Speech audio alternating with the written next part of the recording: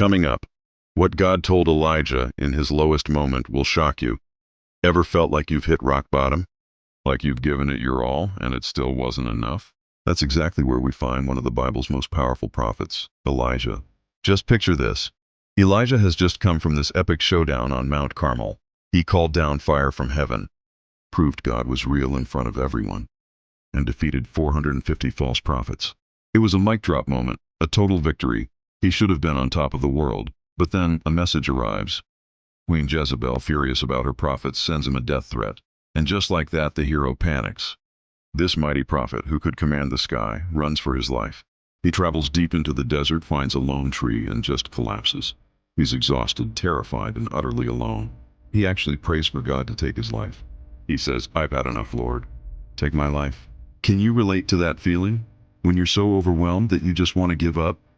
After an angel brings him food and water, Elijah journeys for 40 days and nights to Mount Horeb, the mountain of God.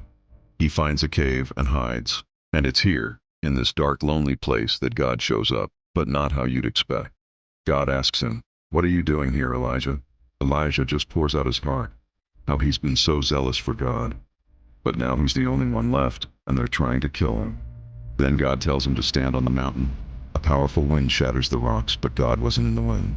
Then comes an earthquake, but God wasn't in the earthquake. After that, a fire rages, but God wasn't in the fire either. After all the noise, the chaos, and the spectacle, there was a gentle whisper, a still small voice. And in that quiet moment, God speaks. He doesn't scold Elijah. He doesn't tell him to toughen up. He comforts him. He gives him a new purpose, a new mission. And most importantly, he tells him, "You are not alone. I have 7,000 others in Israel who have not bowed down to Baal." Elijah thought he was the last one. But God had a whole community he knew nothing about. Sometimes we think God only shows up in the thunder and lightning, in the big dramatic moments. But Elijah's story shows us that often, God meets us in our lowest moments, not with a shout, but with a whisper.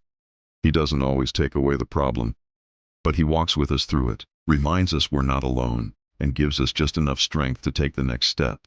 So if you're feeling like Elijah today, burnout, scared, and alone, listen for that still small voice. It might just be the very thing that changes everything. Thanks for watching, and watch out for the next episode. Subscribe and share.